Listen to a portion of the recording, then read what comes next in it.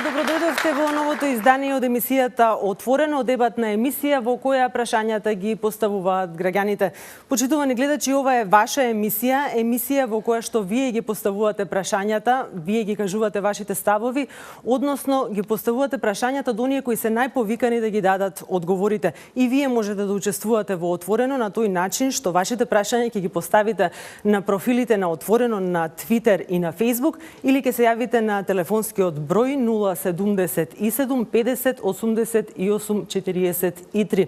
Тоа го направија граѓаните кои што се вечерва во студиото. Поздрав до граѓанскиот форум.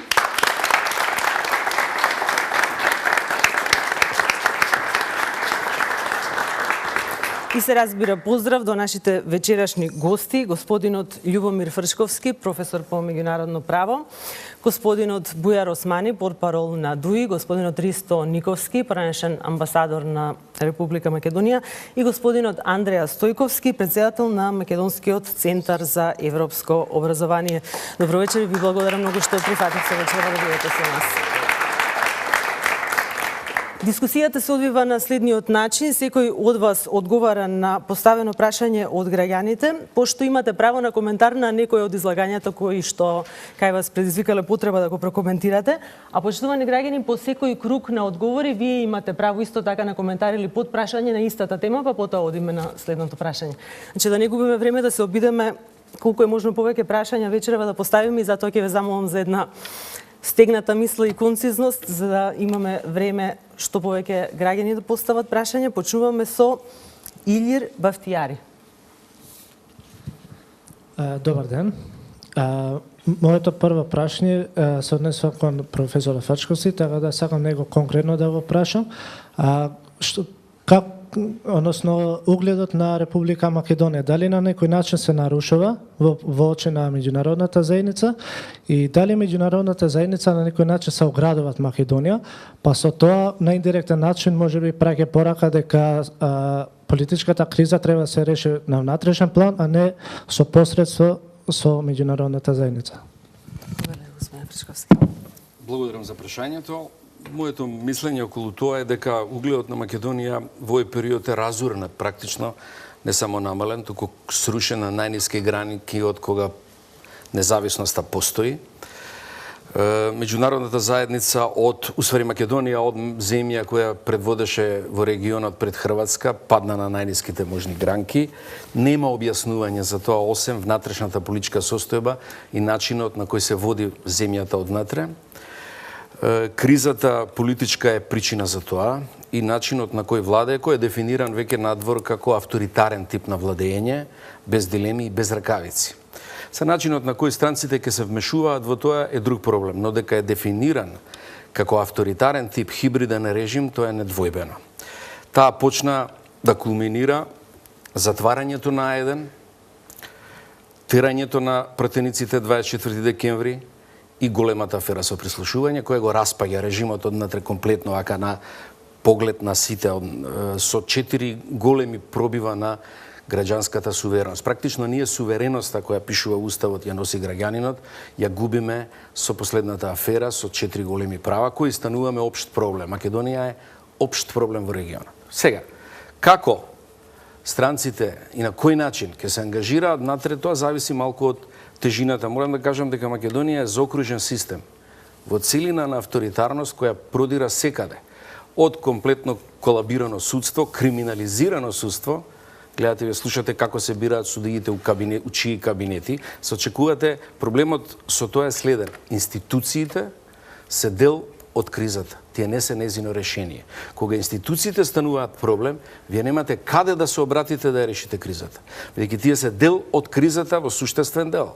И тогаш доаѓа ова што се појавува се повеќе во кругот на странското размислување, во ова ангажирање интензивно кој не се појавува, тоа е транзицијска влада, оваа нема легитимитет да води никаков расплет на кризата која создаде, која е вака длабока.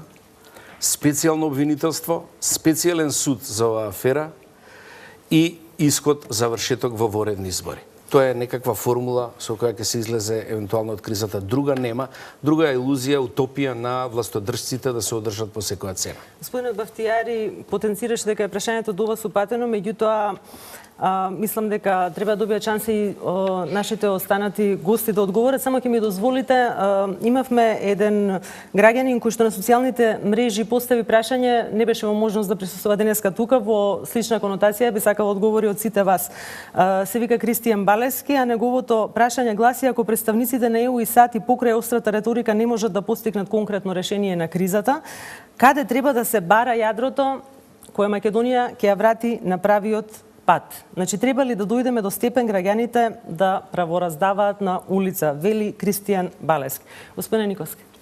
Видите, за да разбереме што ни се случува, треба да одиме со дијагноза. Ние сме во длабока криза, меѓутоа кој ја отвори таа криза? Опозицијата или позицијата? Прво, кризата во Македонија е отворена со бојкотот на претседателските избори и на самиот претседател. Тоа е сериозна уставна криза. Следува бојкотот на собранието. Вие знаете дека на последните избори опозицијата немаше никаква официјална забелешка на самиот тек на изборите. Ние имавме наблюдувачи од странство на ОПСИ Одихар, кои констатира недоречености, нерегуларности, меѓутоа не ги оспорија изборите. Значи, ова влада е легитимна. И сега следеше кризата, односно аферата со прислушкувањето. Ви се молам, кој прислушкуваш? Јас не знам. Се зборува странски служби, се спомна дури земјата, нели така, и несомнено дека има тамо вклученост од надвор. И што слушаме деновиве? Разговорите на позицијата. Па некој верува ли од вас и од нашите гледачи дека опозицијата сама себе се снимала? Јас не верувам. Ќе ве замолам на конкретен одговор. Ве молам, јадрото. Кое е јадрото кое Македонија ќе ја врати на вистинскиот пат? Дозволете, ние зборуваме за кризата и уредот на Македонија, така ли е? И сега прашањето е, дозволите, и прашањето, кој го сруши тој углед на Македонија во странство? Не, прашањето е кое е јадрото, каде да се бара јадрото кој ќе ја врати Македонија на правиот пат? Не, првото прашање беше кризата и углед на Македонија во странство. Договориме на првото прашање одавде, нели така? И мислам дека тоа е клучот на наша дебата. Така е, господин Николски, меѓутоа јас се обидувам некако ако можеме да јас пуштите ме да зборувам, ако сакате вие повалете. Да. Значи, кој ја креираше кризата? Опозицијата. Кој нормален во светот ги сфрла своите нечисталишта надвор? Никој. Ние сме на семејство. Ако во семејството било каде или било кога се степаат двајтата сопругници, едниот го изневери другиот, што прави тој оштетениот? Излегува на балкон и вика: знаете што ми направија? Или бара решение, развод на бракот, или бара решение преку брачни советници, така натака и така натака. Кај нас се случува токму спротивното. Не е спорно дека има разговори кои индицираат криминал и тоа треба се да се истражи. И секој што е во тоа инволвиран треба да одговара, меѓутоа нашиот углед во светот го сруши опозицијата, која има единствена цел на еден нелегален начин, силеđиски начин, нелегитимен начин да земе власта. Дека е тоа така, имаме и доказ. Оној сниме разговор во кабинет на председателот, лидерот на опозицијата му вели: или техничка влада, тоа е уцена, или ова ќе оди во јавност. Му дека не оди во јавност. Значи опозицијата се обиде да нелегитимен начин издействува, изфорсира техничка влада, за која нема никаква потреба, а истовремено беше спремна сето ова што го има како некој аргумент да го пикне под маса. Господине Османи. Да постигне својата цел. Значи, тука е основата. И ако ќе знаеме која е целта која беше скрија за оваа политика на опозицијата, ќе ни стане све јасно. Повелете, господине. Јас сметам дека, односно Дуи во случајот сметам дека Македонија е во сериозна политичка криза, која што не само го руши угледот, тоа е најмалиот проблем, го руши патот, евроинтегративниот пат на Република Македонија, а со тоа и многу други прашања во однос на внатрешното уредување во државата. Најпрви сакам да кажам дека Дуи не е дел од кризата, Дуи е жртва на кризата, бидејќи е прислушуваната страна, независно кој е тој извор на прислушување. И сметаме дека оваа криза ги надминува капацитетите на институциите на државата сами да ја решат. Вие сметате дека има клучна улога меѓународниот фактор во решавањето. Меѓутоа, како коалиционен партнер на владата, ве прашувам дали имате комуникација со вашиот коалиционен партнер, дали се тие подготвени да ги прифатат насоките кои што ги даваат. Добро, јас нема да меѓународните зборувам во представници. име на нашиот коалиционен партнер, туку ќе го кажам ставот на ДУИ по однос на ова прашање кое што е конзистентно. Значи уште при првото излагање на претседателот Ахмети после кризата е токму таа констатација дека оваа криза сериозно ги надминува нашите капацитети и дека било кое прво оваа дебата што сега ја слушнавме токму пред моето излагање не и помага на кризата. Ниту пак некое решение кое што ќе биде еднострано и нема да прифатено од другата страна нема да ја реши кризата. Тоа ќе не само внесе во еден вициозен круг во кој што ќе се појави друг проблем, друга недоверба. Тоа што треба сите да направиме е да констатираме дека имаме сериозна политичка криза која што не само што ќе го наруши угледот, туку и ќе наруши и безбедноста во државата и дека ни се потребни нашите меѓународни пријатели за да се најде едно решение кое што ќе биде прифатено за сите. После тоа, откако ќе се избегне тој ризик, дури за нарушување на безбедноста, ќе седнеме и ќе правиме дебати кој прв почна, кој е крив, дали опозицијата, дали владата. Сега сериозни луѓе, сериозни организации, политички партии треба да го сватат ризикот од моменталната ситуација и да кажат ќе дојде време кога ќе дебатираме кој има е незадоволство во виновен, вашата политичка треба да партија, дали најдеме ќе се согласите дека делумно оставките се однесуваат и на тоа каква е позицијата на ДУИ во поглед на политичката криза? Не, тоа се незадоволство во рамки на внатрепартиските избори. Во ДУИ има сериозна дебата и ние не само што не ја санкционираме, ние ја стимулираме внатрешната дебата.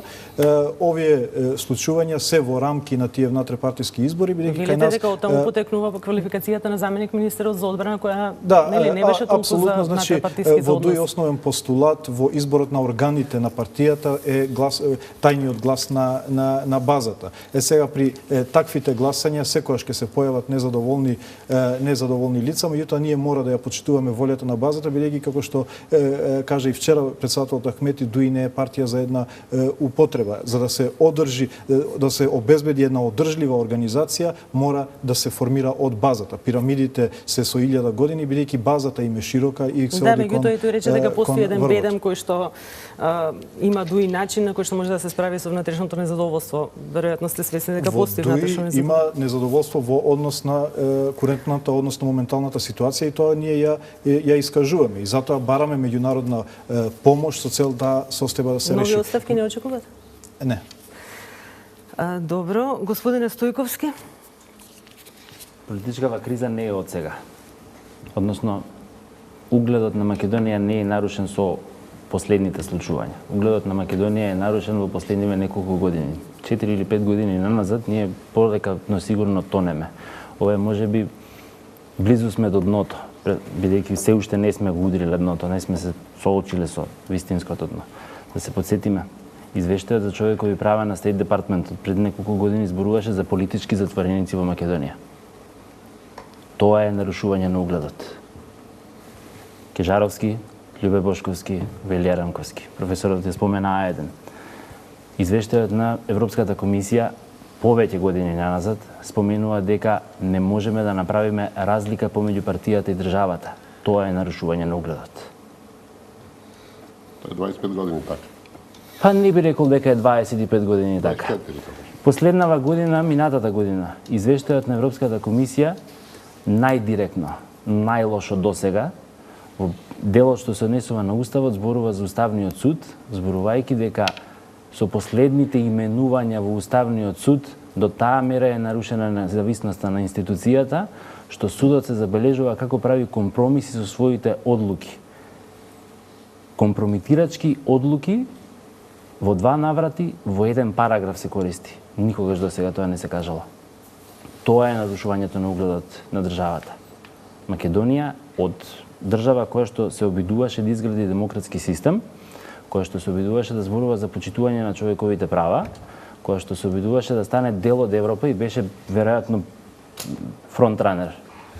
Прва во листата Никогаш не била. беше фронтранер. Да ја заборавиме Словенија. Македонија зборувавме сите, се фалевме дека Македонија подпишала прва спогодба за стабилизација и асоциација.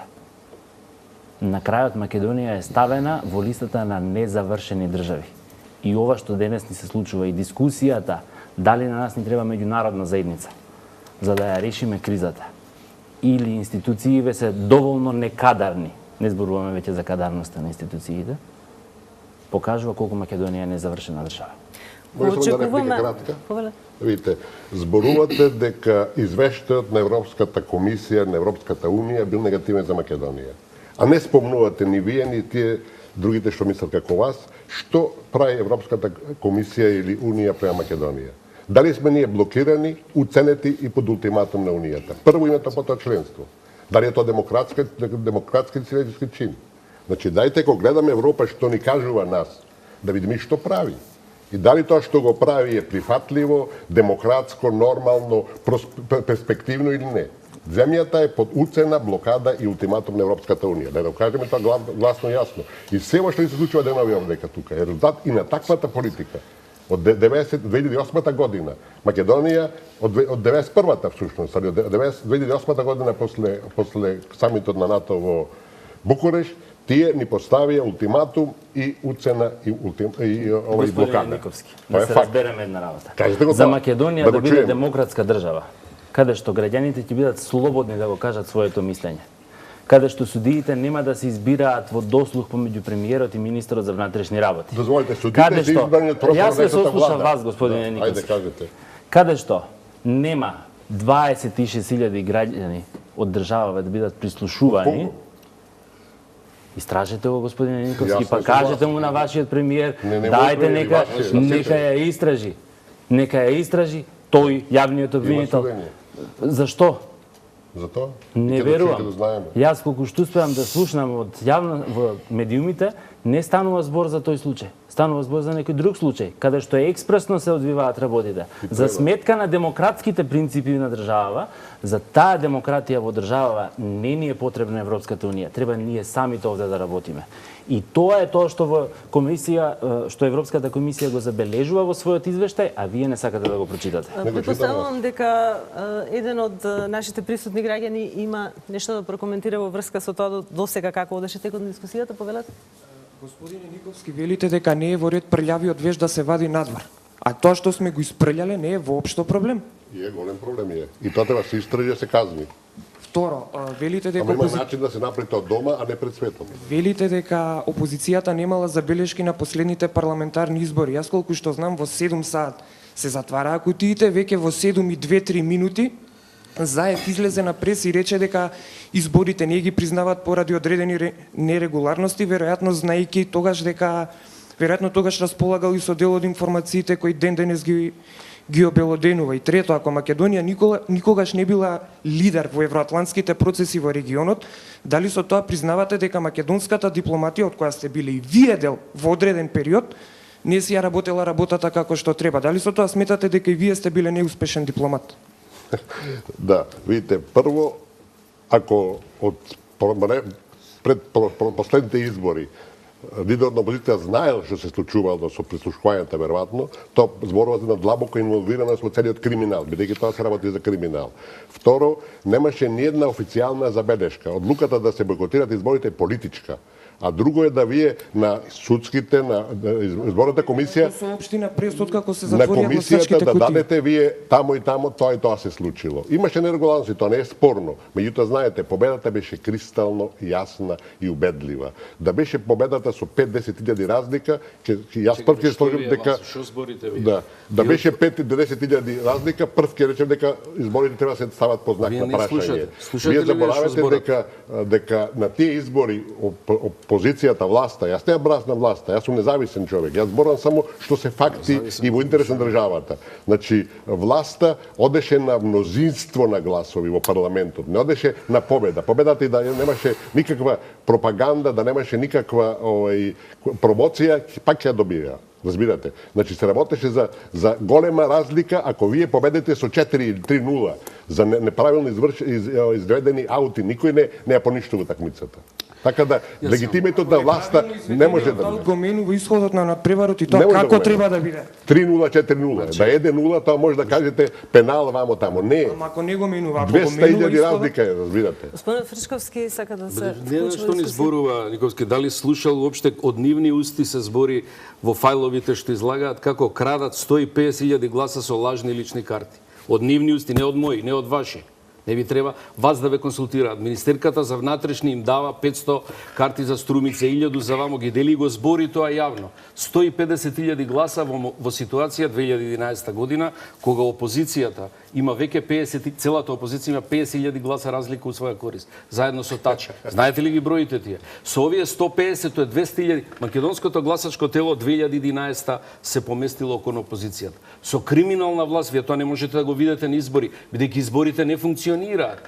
Изборите во нормални држави функционираат, плурализмот да се види, промените да ги излуфтираат тензиите. Овде имаме авторитарна власт која во огледало се гледа во изборите, ги краде, затоа јавно зборува, сега го слушаме. И вие овде кога се дрзнувате, зборувате за легитимитет на власта, па тоа ни еден странец од демохристијанската провиненција веќе не е веќе е сигурен со власта која зборува, вика баталете го тоа дека сте легитимни, него кажете како ќе излагаме од кризава. Они опште не им веруваат дека се легитимни после 2011. Институциите, судството, исто не го земаат за легитимно. Видовте во кабинетот на шефот на државна безбедност се бираат судиите. Са тие судии треба да ви судат. Што вие вас, кои институции се тоа? И затоа сите влегуваат во варијантата не поради тоа што Европската унија ни оценува, него поради тоа што ние сме се урнале на коленици од оваа власт која краде врхушката од четворица луѓе кои се, знаете како ќе преговарате со нив по ѓаволите, сите се преку 15 години во затвор од тоа што сами го викаат, не од тоа што некој ги обвинува. Они не можат да преговараат, они можат само да бараат амнестија на крајот. Не можат ништо друго да прават. И затоа тие преговори се тешки. И затоа странците мора да помогнат во тој дел како што направија кога ги вратија хашките случаеви, албанците немаат доверба во нашите институции. Ние предложивме министерот за правда, специјален суд, специјална судница се изгради и специјален обвинител само за хашките случаи.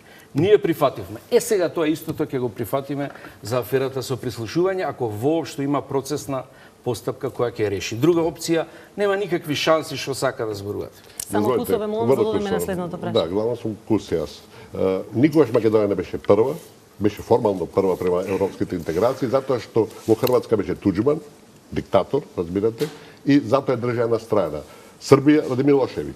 Така да ние бевме формално, бидејќи другите главните противници беа во аут.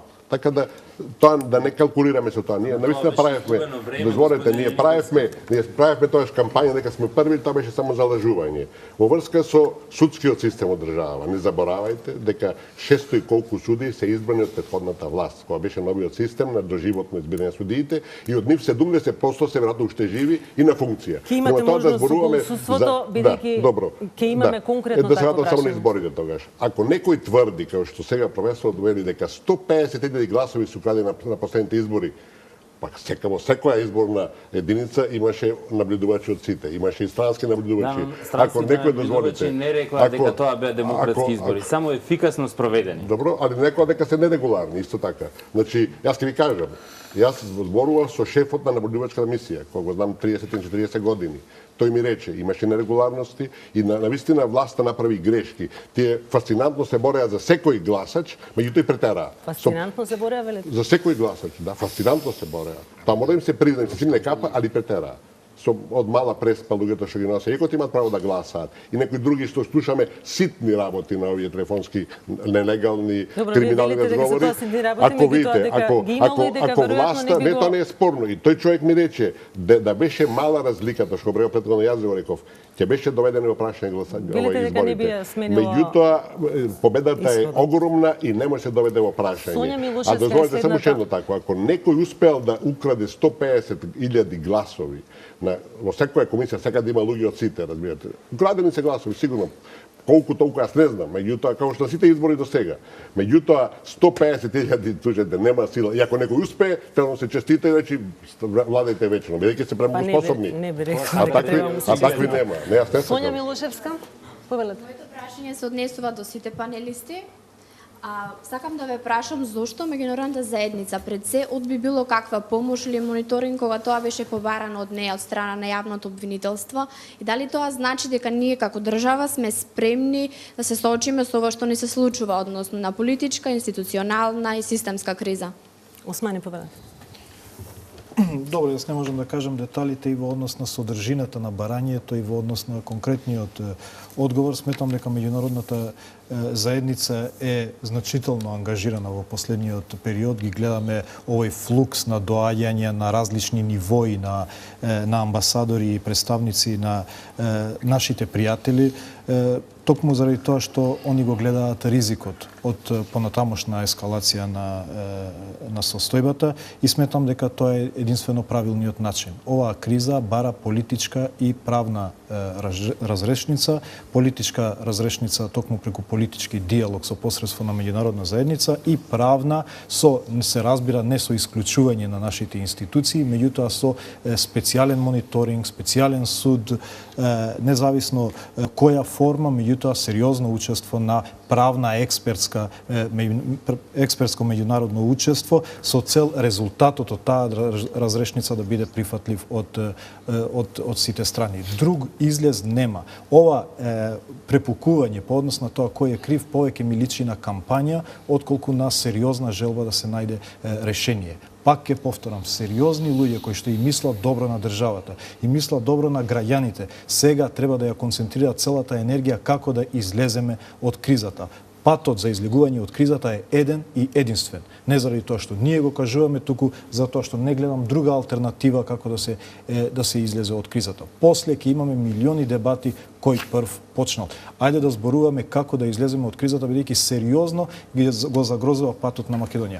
Можеме да го изгубиме решението од Букурешт со тоа што Македонија може да биде примена без самит на НАТО. Тоа решение може да се повлече. Може да ја изгубиме препораката. Може да ја изгубиме формалното право за користење на ИПА фондови. Геостратешките движења во регионот. Мислам дека примерот на Украина сите треба да не освести. Изјавата на државниот секретар Кери дека Македонија е на линија на огнот помеѓу Западот и Истокот е нов момент во политичките случувања. Изјавата на министрот за надворешни на Русија дека влегувањето на Западниот Балкан во НАТО е сериозна закана за рускиот интерес е исто така порака дека регионот не е решен. Имате ли согласност во коалицијата околу овие прашања? Вие сте во таа коалиција. Ние сме автономна политичка партија која што го црпиме легитимитетот од албанскиот народ. Цело време ние се обидуваме да објасниме. Ние не го бираме нашиот партнер. Дали е добар или лош. Тоа е волја, Јас само прашувам дали комуницирате со македонскиот партнер во владата, дали се согласува со овие ваши ставови. Значи ние комуницираме и овие ставови што ги кажувам јавно, ги кажуваме и на нашите партнери. Меѓутоа мора да објаснам дека ние партнерите не ги бираме затоа што тоа е волја на македонскиот народ, како што нема никогаш да дозволиме македонците да се мешаат во тоа која е волјата на албанскиот народ за тоа која политичка партија нивки ги представи во владата и таа дебата треба да ја тргнеме. Ние сме во владата затоа што македонскиот и албанскиот народ така одлучиле да ги представат тие политички партии. Ние имаме своја агенда, имаме свој став кој што е различен од ВМРО ДПМН по однос на ова прашање и тоа го правиме во рамки на институциите. Друго однесување на ДУИ би било несериозно и неодговорно према граѓаните и према иднината. Господине Стојковски, на прашањето на нашата Зошто Ево би да учествува, да наблюдува? Затоа што Ево знае за какво судство станува збор во држава. Да ве потсетам, 2012 година започна пристапниот диалог на високо ниво како инструмент за поттикнување на процесот на приближување на Македонија, да зборуваме, да ги поттикнеме реформите, да почнеме да се поместуваме кон ЕУ. На 15 март се одржа првиот состанок на работната група или на тимовите, еврокомесарот Филе, македонската влада, за пристапниот диалог на високо ниво и тогаш зборувавме дека, односно се обврзавме на тој датум, дека ќе почнеме целосно да го применуваме законот за судови, кој што вели дека, за да може еден судија да биде избран во повисокиот суд, треба претходно да служел во понискиот суд. На истиот тој ден, знаете што се случи? Републичкиот судски совет ја избра актуелната председателка на Врховниот суд од Основниот суд во Врховниот суд. Слушајте ги сега аудиоматеријаливе кои што опозицијата ги објавува, многу ви е јасно зашто е тоа така. ЕУ нема никогаш да прифати да наблюдува постапка која што нема да гарантира вистинско почитување на правото. Нема да прифати да наблюдува постапка која што нема да им даде шанса на двете страни подеднаква. А ние до сега не видовме дека на втората страна е дадена шанса. Истрагата која што на кој начин тогаш ние ќе добиеме едно објективно? Знаете како да се изразам со компјутерски речник, ќе направиме еден undo all. на овие злодела направени во последниве 9 години. Или еве не 9 години, ама 7 или 8 години, undo all. Со тоа што ќе го изместиме системот и ќе му направиме вистински демократски ресет. Кога зборувате дека Европската Унија инсистира на судството да биде нели така регуларно, ова што кажувате со изборот на судиите, јас апсолутно се сложувам. Тоа е грешка која треба, за тоа треба се одговара. Меѓутоа, жал, никој нема да одговара. Такви преместувања, прескокнувања се на штета на квалитетот. Меѓутоа, истата Европска Унија не ја признава пресудата на врвната светска правна институција Хашкиот суд, која е Македонија во прашање. Тие не ги имате реакции. И да ве потам уште нешто. Во 1994 година, после блокадата на нашата јужна граница од страна на Грција, самата Европска заедница, 14 членки без Грција, ја дадоа Грција на судот во Луксембург против за блокадата. Судот 2 години донесуваше одлука затоа што како ќе донесе одлука против своја членка, односно против членка на Унијата, на заедницата, 2 години. И се зборувате ми за правда и за, не знам, за тие врвни правни мерила и критериуми на Европската заедница. Тоа се двојни критериуми. А само врска со тоа прашање, мислам, самото инволвирање во целиот овој случај на меѓународната заедница покажува дека сме некадарни. Институциите сме ние. Вие тука, нашите пријатели, родители, сите институции сме ги биле ние самите. Ако ние не веруваме во нив, значи не веруваме самите себе. И се правиме недоветни, недоклакани, неспособни, а сакаме да одиме во Европа. Како ќе одиме во Европа? Пршковски повелен. Па тоа дека сме некадарни, тоа фала Богу се согласиме. Значи, некадарноста оди до таа смисла што е целосно системот распаднат и што не може човекот, ниеден граѓанин не може да е безобразни, да барате да верува во системот, кога гледате дека судиката се бира у кабинетот на шефот на полиција. Не можете, како можете од него да барате, ти верувај во тој систем. Не може да верувате, вие го подценувате својот граѓанин. Го рушите, као да го псуете, фактички, ако барате од него да верува. Не верувај ви кога што слушаш и што гледаш, верувај ние што ти кажуваме. Тоа е невозможна ситуација. И нормално тој систем и покрај трпеливоста на македонските граѓани се распаја. Не може да се води до крај. Тоа е апсурд на кражба која се покрива со институции. Во овој момент македонските судски институции служат за покривање на делата на власта. Ништо, ниедна правда не може да биде доделена од нив. Ниту некој има надеж во тоа. И тоа е прифатено како општа ситуација. Мислам дека ќе биде конечно прифатено и од врхушката на власт. Нема каде да оди, не можат институциите да извлечат од тоа. Сега проблемот со неприфаќањето на давањето поддршка, они нема да дадат на ваква институција поддршка како мониторинг. Не. Ке се согласат да делат одговорноста, значи директно да учествуваат како експертска структура во третирањето на случајот, во така наречено мешовито обвинителство. Како ја толкувате изјавата на представникот на Стејт департаментот господин Фршковски, кој рече дека постои некаков минимум на интегритет на институциите што сме ние нели пред вратите на ЕУ и НАТО, на господинот Ходје? Интегритет на институциите они стално поддржуваат. Не можете да речат дека нема никаков интегритет, но забележувате дека во последниот репорт имате авторитарен отклон на режимот. Значи режимот го третираат како посебен еден условно хибриден режим кој не е на патот на Европска Унија, кој е поблиску до путинистичките опции за демократија, идеолошки се движи кон тамо, отколку кон Европската Унија и дека е сериозен проблемот. Поради таа сериозност на проблемот, мислам дека они ќе не земат нас за пример да оделат лекција. Дека така нешто не може да се одвива од цела Југоисточна Европа при приближувањето кој е на Европска Унија и нивната концентрација, зголемување на опсегот на дипломатите, вмешување на американците, оди на таа линија.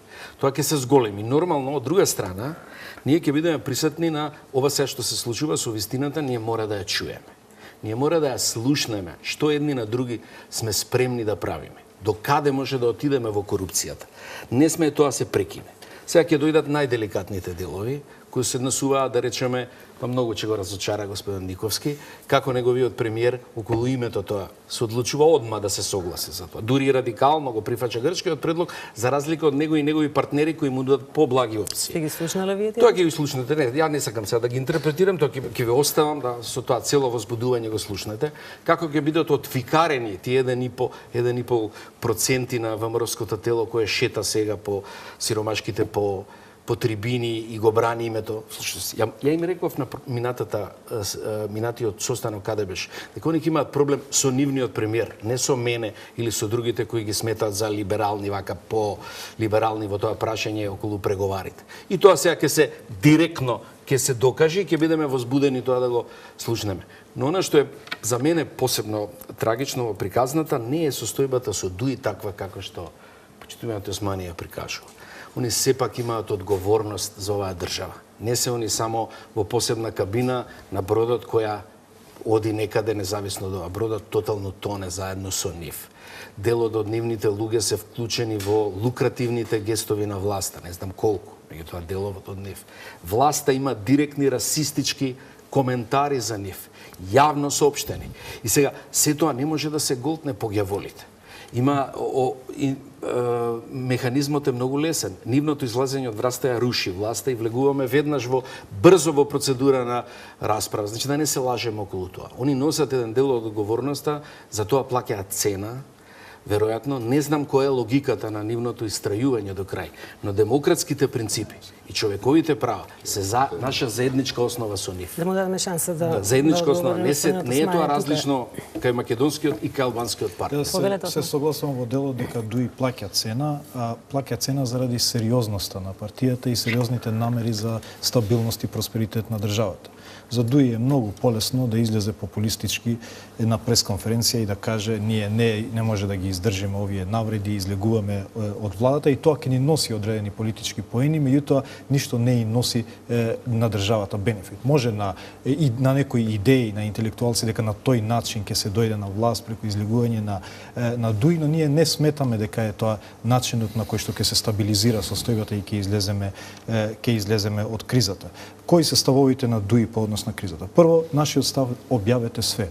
Објавете све што имате. Дури председателот Ахмети рече не само на оние од јавен интерес. И моите приватни разговори. Објавете ги и приватните разговори и ние нема да штитиме. Вие велите дека во Дуи секогаш има дебата отворена нели за сите прашања. Дали вие со вашето членство со представниците на Дуи сте разговарале каков е нивниот став кон позицијата на Дуи моментално во врска со политичката криза, со оглед на тоа што кога го поканивте господинот Фуере на вашиот конгрес, кога тој рече јас се прашувам, нема да го цитирам точно, нели, меѓутоа рече се прашувам дали треба Дуи да се праша, дали се уште треба да остане во оваа коалиција, тој доби аплауз од делегатите. Значи, тоа се емоции. Меѓутоа Дуи не носи одлуки врз основа на емоции. Велите Таму каде што има емоции, се губи рационалноста. Делуваме рационално, го гледаме интересот на државата. Излегувањето на Дуи од власта само ја дестабилизира уште повеќе државата и ја влошува кризата. Еве да земеме, што значи излегување од владата? Значи нови предвремени избори. Последните 2 и 3 изборни циклуси ги има иницирано Дуи. Предвремените избори ги има иницирано Дуи во собранието. Ако е тоа некоја аналогија, значи Дуи 3 пати ја има напуштена владата. Што се случува? На избори повторно граѓаните ги бират тие политички партии. Што значи дека не е решение тоа. Тоа што 10 години, односно последните 6 години го слушаме, излезете од владата, така ќе падне ВМРО, ДПМН и така натаму. Не е тоа начинот. Значи, за Дуи на последните избори пред само 9 месеци доби 153.000 гласови. Тоа се 70% од албанското гласачко тело. И единствено тие имаат право да одлучуваат кој ќе биде во владата. Целиот овој период укажувавме на ризиците, укажувавме го и покрај тоа што беше апсолутно непопуларно во нашето гласачко тело. Го покренувавме прашањето на името, дека статус квота во прашањето на името ќе не доведе во оваа ситуација и во уште многу полоши состојби, имајќи ги предвид географските, односно геостратешките случувања. Така да, тоа се емоционални повици, меѓутоа рационално размислување нема да носи никакво решение. Решението е сериозно меѓународно вклучување и политички консензус во однос на тоа дека имаме криза и мора да најдеме решение вклучувајќи го и прашањето на името. Замислете што ќе се случеше ако Сноуден ги објавеше телефонските разговори на Меркел. Ќе беше скандал светски. Ние веќе чувме дека Нуланд преку телефон ја псуела Европската Унија. Ние знаеме од Шпигел дека таму рекла на легитимно избраниот украински председател немој да се употребил сила на Мајдан, тоа е плоштадот кај се случи државниот удар, сиреđički од надвор оркестриран, зашто ќе леташ. Сега само прашање до професорот. Вие бевте долго години член на власта, бевте министер. Подсетете се малце, какви беа вашите разговори телефонски? Дали не нарекуваа на ова? И второ, дали вие се мешавте во одредувањето на судовите и судиите, односно, и дали вие се мешавте во медиумите? Јас ќе ви кажам, јас бев на периферијата таа власт, истото тоа беше. Истото тоа беше. Истото тоа беше. Истото тоа е технологијата на власта, разговорите може да беа и полоши. То не, споредбата е абсурдна, споредната е она да се спаси давеник, мислам. Во оваа ситуација, оваа власт има по собственост пола Македонија, Българија. Јасно ви е каков тип на криминална структура е тоа. 4-5 луѓе од нив поседуваат полова на Македонија. Онде вчерашните разговори гледате дека го поседуваат целиот плоштад. И дека приказната е да не се дозволи албанец да влезе со маркица на плоштадот. И вика дај да пуштиме некој, пошто сите ќе не обвинат очигледно дека цел плоштад го имаме. Па го имате. Имаат половина Македонија, вие тоа го споредувате со било што друго, со Љупчо земете го споредувате, со било што, па тоа е скандал по себе. Ова е криминална врхушка која не може да биде дел од приказната понатака и со неа не може ни да се разговара. Она во еден момент ќе ја блокира и оваа идеја на ДУИ. Они не може да разговараат, они немаат опција за разговарање. Нивното се иминување од власт значи еднакво соодење во некаков процес во затвор. И затоа ќе се држат до крај. И затоа ќе пропадне идејата нонстоп со нив. Зашто не се објавуваат разговорите на опозицијата? Зашто не се објавуваат разговорите со албанците? Никола Спировски е следниот кој поставува прашања. Повелете. Господине Никовски, упорно вие и многумина други јавни личности ја форсираат тезата дека странски служби прислушкувале, ако е тоа точно. Зошто не се објавува името на земјата која го правила парам парче нашиот безбедносен систем и дали за тоа одредени владини функционери не треба да сносат одговорност? Како е можно да не е протеран ниту еден амбасадор, аташе, советник, асистент, заменик амбасадор, сеедно. Русија која протерувала за шпионажа барем кажувала. Асистентот на амбасадорот или не знам тој вработен задолжен за тие прашања се протерува заради шпионажа. Вакво нешто овде немаме, а од друга страна Виктор Орбан доаѓа во Скопје како ништо да не се случило, пречекан со помпезност, веројатно само Обама попомпезно би бил пречекан, а имаме осудени за соработка со унгарски тајни служби. А каква е таа шизофрена состојба, господине Никовски? Видите, дека има тајни... Видите, дека има тајни служби, биете уверени.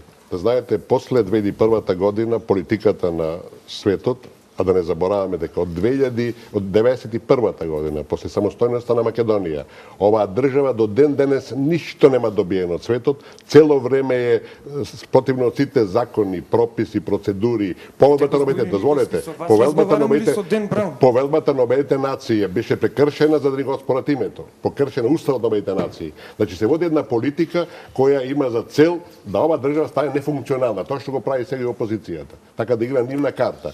Бидете сигурни дека од првиот момент тука се тајните служби, во криза секаде тие присутни, дека големи пари се трошат тука, дека тука се води една политика под маса цело време, а бидете сигурни кои се откријат сите детали, а верувам дека се откријат, што мора да се оди на правно решавање на случајот, пак нема се каже која служба е. И било таа унгарската или било сега спомнуваат во чаршијата британската служба, тие не работат за себе, работат за други, разбирате. Тие само експонирани, филијала некаква. Британија работи за други. Молам? Британската служба доколку е она инволвирана работи за други. Веројатно. Британија нема конкретен интерес. Велам тоа на чаршијата прикажува. Иако амбасадорот нивни се истрча и прво бараше политичка разврска, што значи дека политичката разврска да не се открие кој што и после рече техничка влада. Се меша во нашите внатрешни работи. А дека треба се истераат некои амбасадори, тоа е факт. Македонија нема сила таква за жал.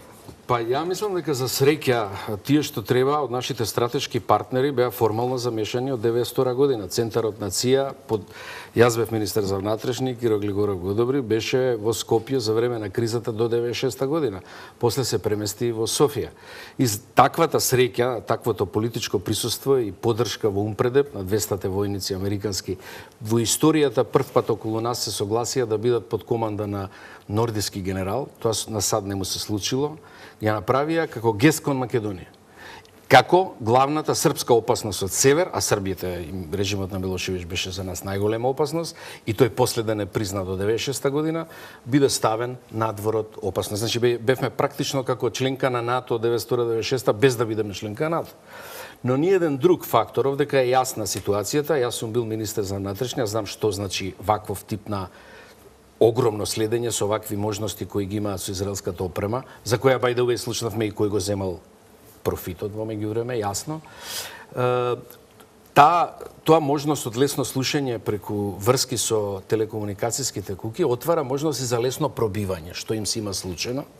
И ваква афера, од ваков голем размер, самата по себе е невозможно да биде изведена без полицијата. Значи, она ги има изведено точно тие луѓе кои се тука херои на нашата демократија. Замислете, ова не е никаква тајна, ова не е никакво пробивање. Они го пробиваат она за што ние не би знаеле, а тоа е драматично кршење на човековите права и слободи со тоа. Па ние секако треба да им дадеме после ова награда, барем некои демократски награди кои ги даваат невладните организации за нив. Они се нашите херои. Без нив ова секе се случуваше, но ние ништо немаше да знаеме. Па тоа беше скандал би бил. Дозволите. Мислам дека да ги правиме херои тие што се занимаваат со криминал е малце погрешно. Професорот е правник и не би требало тука да ги меша тие работи. Да се вратиме на политиката на САД према Македонија и тие наши стратегиски партнери кои многу често се нарекуваат. Тие навистина го испратија Умпредеп во Македонија во декември 1992 година да ја чуваат српската граница, бидејќи имаше индикации дека Србија ќе влезе во Македонија. Тие не ја бранеа Македонија. Тие ги бранеа своите регионални интереси кои играат на туѓи карти. Сега да не спомнуваме кои се тука. Односот на Америка најдобро се покажува, дозволете, се покажува со признавањето на оваа држава. Во билатералните односи меѓу две држави, прво е признавањето, второ е дипломатските односи и третото е праќање на амбасадор.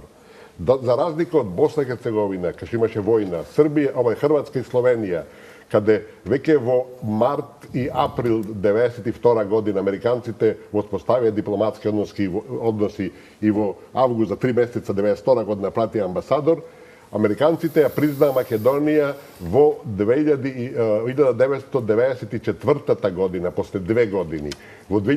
После година и пол воспоставија дипломатски односи, значи 3,5 години после другите и после 4 години пратија амбасадор. Во крајот на јули 1996 година. Ако е тоа политиката на наш стратегиски партнер и ако денеска број еден кој не оспорува и кој не блокираше во НАТО во 2006 година, тоа се Соединените американски држави, Грција нема таков капацитет, тие истите ни го сменија, ни го суспендира името во 1993 година кога баравме прием во Обединетите нации, Грција нема капацитет таков, нити беше членка на Советот за безбедност.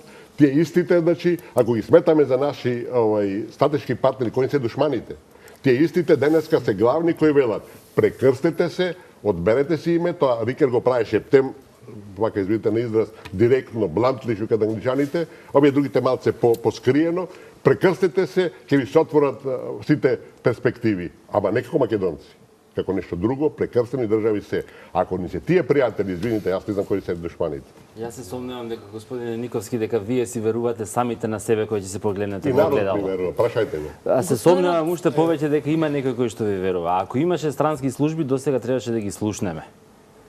Ако имаше демократија во оваа држава, а не структура која што се држи за фотелјата, затоа што знае кој е исходот, професорот многу го кажа, ќе имаше досега оставки.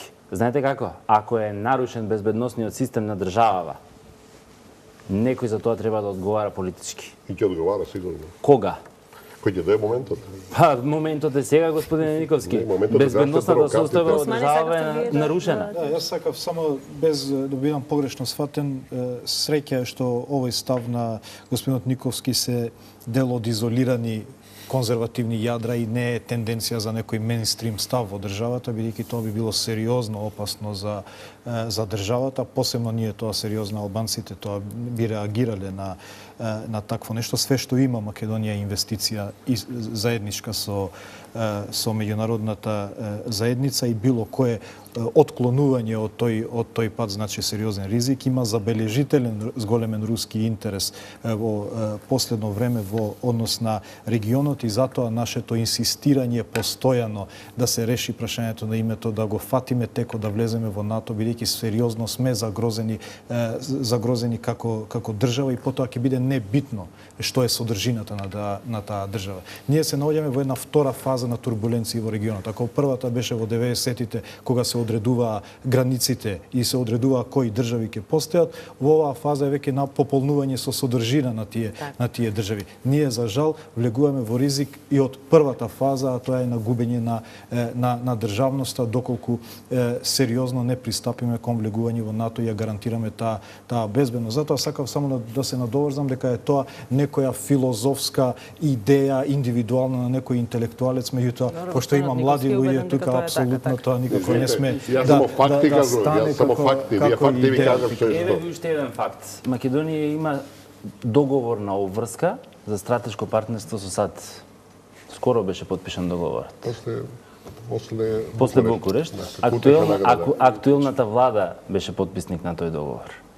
Ние сме една од ретките држави која што не излезе да се произнесе за Крим и за анексацијата на Крим. А сме стратешки партнери со Западот и со САД, нели? Гаврил Лазаревски е господинот кој што дојде од Битола за да постави прашање, да му овозможиме тоа да го стори. Господин Лазаревски.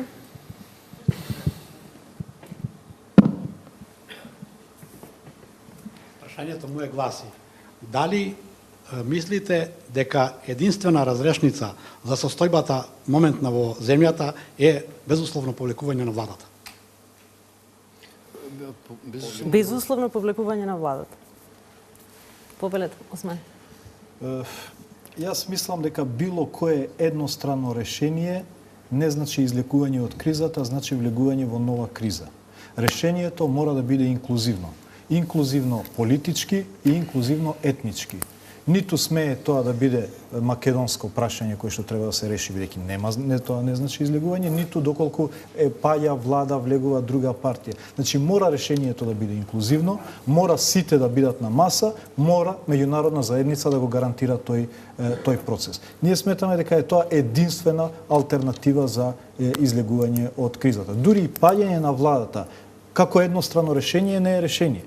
Значи, решението мора да излезе од маса, од сериозен политички диалог со посредство на меѓународната заедница. Професор. А ја мислам дека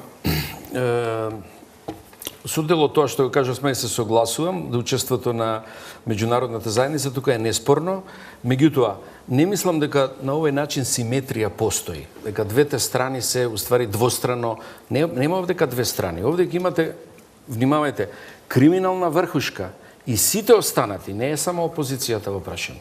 Значи, сите останати, случајно е тоа представено од опозицијата како најеминентна, не може преку што друго да се представи во диалогот. Но сите останати, веќе внимавајте, од тие 26.000 граѓани прислушувани, 500-600 се од опозицијата, 25.000 се нормални граѓани. Јас, тоа нема опозицијата право нас да не застапува и да дава амнестија. Ние сме, нашите права се кршени со овој жестока афера. Значи не се работи за двострано, се работи за криминална врхушка која нема преговарачки позиции и не може да има. И ќе видите кога ќе почнат преговорите, затоа им се празни преговорите у Брисел. Нема што да се преговара. Они мора да се повлечат, нив треба сериозна структура на меѓународни преговарачи, како што правеа порано и како што сега ќе дојде да прават, само да им покажат агенда што треба да направат во таа ситуација. И потоа инклузивниот процес останува. Но тоа не е само опозицијата и социјалдемократите. Тоа практично се сите други. Тоа се и албански и македонски партии. Тоа е еден голем блок на транзиторска влада која нема да биде представена само од социјалдемократите, може би тие ќе бидат централно.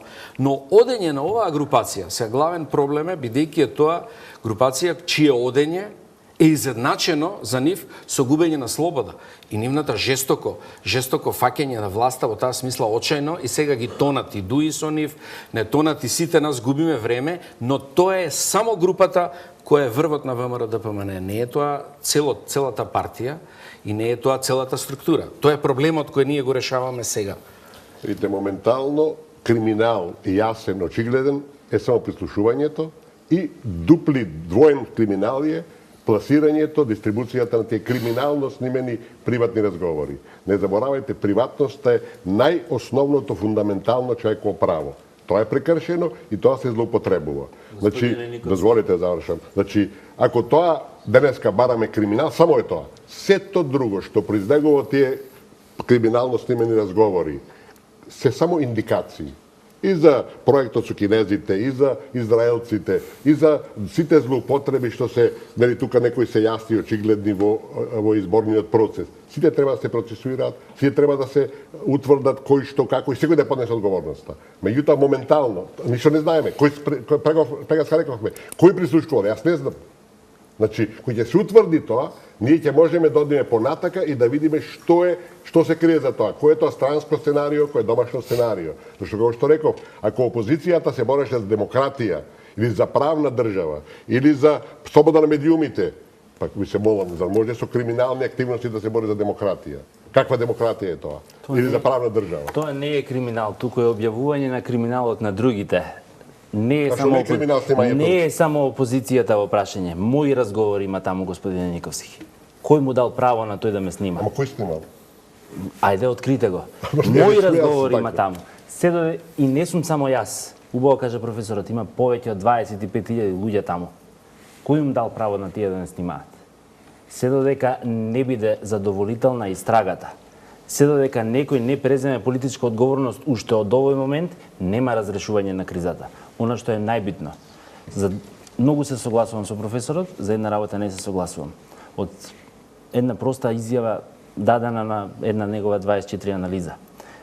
Криминалната врхушка, како на педофил, не смее да му се дозволи да дојде до избори. Таа транзициона влада ќе треба на крајот да организира некакви избори. Секоја политичка влада во која што ќе членуваат и представници на ВМРО, ДПМН, без при тоа да се процесираат истрагите за прислушувањето, за криминалите кои што ги слушнавме во аудиолентите, не може да учествува во власта. Не може да спроведе избори, бидејќи знаеме како функционира таа структура и знаеме што можеме да очекуваме на крајот. Оттаму, по мене, само експертска влада, која што ќе трае барем една година и која што ќе има најсеопфатен политички мандат за многу повеќе действија одошто спроведување на избори. Имаме уште околу 8 минути, би сакала да успееме да одговориме на уште две прашања во овие 8 минути. Следниот е Игор Поповиќ кој поставува прашање.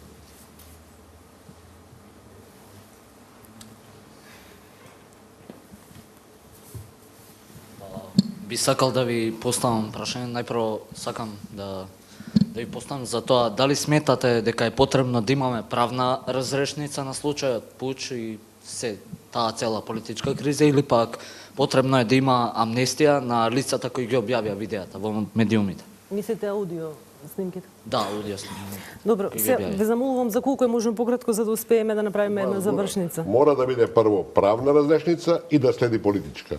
Секој мора да понесе својата политичка одговорност, вклучувајќи владата, али велам, прво мора да биде правна, зашто се работи за криминал во основата. И мислам само уште да подсетам, за жал професорот не е спремен да ми одговори како тие функционира како влада и дали овие разговори што сега не се згрозуваме сите, ги правиме и тие. И дали тие влијаева на судството и на медиумите. Прашањето беше за амнестијата. Мислам дека вие во едно скорешно интервју рековте правна разрешница на случајот Пуч, а потоа може да се разговара за амнестија. Не, јас сум против амнестијата, евентуално аболиција. Амнестија не може да има претходно ослободување од одговорноста. И потоа да ги ослободат од влада. А после тоа евентуално. Сметам дека во услови на изгубен кредибилитет на институциите, посебно на судството и не само заради овие случувања и заради редица други нетранспарентни случаи, посебно ќе го истакнам Смилковското езеро, не може правна разрешница без политичка разрешница. Значи тоа се два паралелни процеси кои што треба да се терат. Меѓутоа тоа е еден момент што мислам дека треба да се земе предвид, а тоа е дека не може да има сериозен диалог во услови на моментални политички односно војни активности. Значи при секое договарање и преговарање треба да има некој ceasefire, што не ми текна на Македонија. Значи мора да прекине од двете страни и акцијата Пуч и во делот на бомбите за да се почне еден сериозен политички диалог. Или да се довршат овие процеси, па да се почне диалогот. Меѓутоа, во услови на оваа какафонија тешко ќе се постигне решение. Меѓутоа, процесите мора да идат паралелно. За мене паралелното сепак претходи во една смисла. Политичкиот договор мора да биде прв. Затоа што тој политички договор ги договара новите институции кои потоа правно ќе го превземат процесот. Значи не може конструираните процеси kao што е пуч против шефот на опозицијата да бидат процесирани мртви ладни, ништо не се. Значи Заев треба да отиде, на пример, во затвор согласно оваа процедура кај нас која ги покрива властите и потоа пратите оние што го пратили у затвор да бидат аболирани. Па каква е таа структура, бе, мала? Тоа само шеги, вицеви се. Иначе политичкиот договор е следен. Мора да оди овој целиот процес на транзиторна влада, специјално обвинителство, специјален суд и потоа правниот, специјалното обвинителство и судот ќе ги превземат овие процеси кои сака. Заедно може и пуч и целата оваа комуникација ќе оди низ тоа. Меѓутоа, нешто друго е исто така важно. До тој момент, многу е важно, албанските граѓани заслужуваат да ги чујат местенките кај Смилковско езеро. Тука не се толку вмешани луѓето од ДУИ, колку што се вмешани други луѓе кои е многу важно да ги чујат. Луѓето имаат право на вистина. Правото на вистина и вистина за жртвите е многу важно. Ние не можеме да почнеме со ново општество без да ја чуеме вистината до крај, колку и да е таа грда пред нас. Тоа мора да го чуеме, па потоа тоа елементарен основ на праведност е легитимност и за следната етапа, каква и да биде таа. И да не заборавиме, професоре, кривична одговорност и илустрација за сите оние кои што сториле прекршување на човековите права. Мартин Алексовски? Може, ако се ограничиме во некое време, за да можеме и на Мартин. Да, повели. Едно подпрашање. Значи, едно подпрашање до професорот од тоа што го кажавте. Дали вие се согласувате со изјавата на господинот Бујар Османи дека ДУИ во овој случај е жртва? И едно подпрашање до господинот Бујар Османи, дали мислите доколку двете страни, односно ВМРО и СДСМ не се согласат да има посредство од меѓународната заедница, дали таа работа може да заврши ДУИ? Дали ја ДУИ жртва, мене ме прашувате? Да.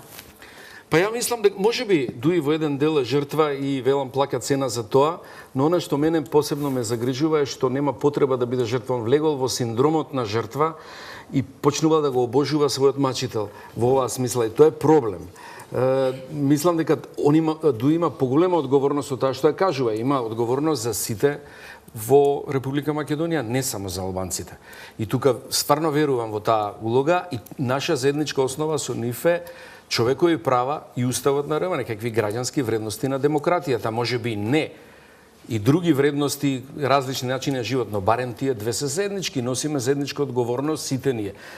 Затоа ќе биде не само политичка, туку и граѓанска коалиција која ќе се случуваат промените. Многу пошироко од таа што се очекува двострана коалиција, како што се вели. Тоа е моето мислење. Ставот на господинот Фрчковски по однос на позицијата на ДУИ е дел од неговите политички калкулации, не е дел од некоја научна анализа или издржана политичка анализа дека така треба. Едноставно тоа се калкулации кои што мене ми одговараат и мислам дека ДУИ треба да биде дел од мојата шема, меѓутоа ДУИ нема да дозволи да биде инструментализирано од било која страна, бидејќи има автономија. Сметам имаше такви обиди ДУИ да биде посредник, меѓутоа сметам дека тоа нема да биде прифатено од страна на двете македонски политички партии. Сметам дека единствениот кредибилен фактор на доверба е меѓународната заедница. И тоа Брисел и Вашингтон. Што доколку не успее? Мислам дека нема друго решение. Алтернативата од невклучување, односно не наоѓање решение по ова форма која што јас цело време се обидувам да ја изложувам е тешка политичка криза со можна и безбедносна ескалација. Така да нема алтернатива од седење на маса со Брисел и Вашингтон и наоѓање решение. За жал, во Македонија сите движења напред се во циклуси. Значи, ние немаме едно континуирано движење напред. Значи, имаме стагнирање, криза, движење напред. Стагнирање, криза, движење напред. Мартин Алексовски, да му овозможиме да го постави прашањето, но ќе имаме само по две реченици да му одговориме. Мартин, мислам, фере. Да, фала. Прашањето до сите четворица панелисти, особено еве до професорот Фрчковски, господинот Османи исто така цело време сака да разговара за решенија. Чисто како размисла, став на интелектуалци, на политички експонирани личности, што е она што треба да биде сторено од страна на политичките партии, носителите на функции, граѓанскиот сектор, интелектуалците, за да вакви некои неубави епизоди од тоа наша кревка демократска транзиција да не ни се повторуваат и понатаму. Затоа што сме имале слични некои појави во поблиското или подалечното минато, што е она што треба да биде сторено, едноставно за да немаме вакви детски болести за прележување и понатаму. Стојковски, овој пат од вас. Повелете. Овој пат од мене. Веројатно многу промислено од гласање. Веројатно многу промислено избирање. Многу повеќе храброст и одважност да се каже своето мислење. Многу повеќе притисок врз оние кои што ги избираме, за да бидат навистина одговорни до крај кон граѓаните. Може би промена на изборниот модел? Може би промена на изборниот модел. Постојано зборуваме дека на овој начин ги губиме ситните, преферираме мајоризација или крупни политички блокови. Може би треба да зборуваме за една изборна единица, за отворени изборни листи. Каде што би се избирале личности за кои што нели за отворени избирачки листи, меѓутоа да бидеме најасно, ќе има многумина кои што нема да го сакаат тоа. Имаше многумина кои што не сакаа ниту 6 изборни единици, еден круг избори, пропорционален модел, заради тоа што не остава простор за манипулации. Нема да го сакаат. Ова е тема на вистина за една цела нова дебата. Господине Никовски, во две реченици ќе ве замолам. Грешките ќе се повторуваат, бидете сигурни, дали во оваа димензија или помала, тоа неизбежно, тоа не е само случај во Македонија, во цел свет. Меѓутоа да нагласиме на друга работа. Сега македонското национално ткиво, кое било поделено пред 100-150 години, е поподелено од било кога до сега. Тоа е еден страшен хендикеп и како заклучок би рекол дека се тоа што ни се случува, за жал е гола борба за власт. Во ситуација кога опозицијата нема аргументи, нема програма, нема рейтинг, ако сакате, да на било кој начин дојде на власт, се користи нелегални средства за да ја сруши оваа власт. Треба власта се критикува, треба се што е злоупотреба и криминал, а во секоја власт има криминал, треба се суди и да се става на увид на јавноста, меѓутоа начинот на кој се прави ја покажува целта и покажува дека некому се поважни тие тесни партиски интереси отколку интересен државата. Рейтингот на Македонија е понизок од било кога, само ради тоа што некој си зема за право да се бори за своите интереси, жртвувајќи ги државата. Сметам дека решение долгорочно за тоа што го поставувате како прашање е Македонија да има повеќе државници, а помалку политичари. А разликата е, ја знаете, проверувате, односно државник размислува за следните генерации, политичар за следните избори. Сметам дека единствено трајно решение е да се реши прашањето за името, да влеземе во НАТО и Европската Унија, бидејќи ние немаме капацитет да правиме уредено општество без помош на Европската Унија и без помош на НАТО. Не може да ја обезбедиме државата и да ја сполниме содржината на државата без НАТО и ЕУ. Друг чекор нема за Македонија. Овие се амплитуди на тој пат, меѓутоа основата на проблемот е статус-квото во интеграциите.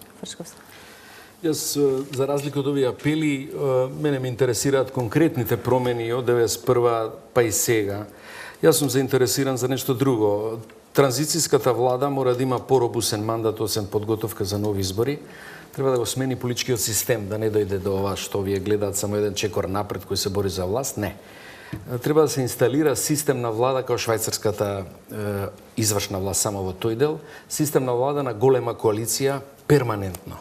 Сите над 5% партии мора да влезат во власта, не во парламентот само. И треба да се интегрира. Македонија е таков систем што тоа и пригоди. Опозицијата кај нас е секогаш апсолутен губитник. Власта е апсолутен добитник. И тоа секогаш се повторува.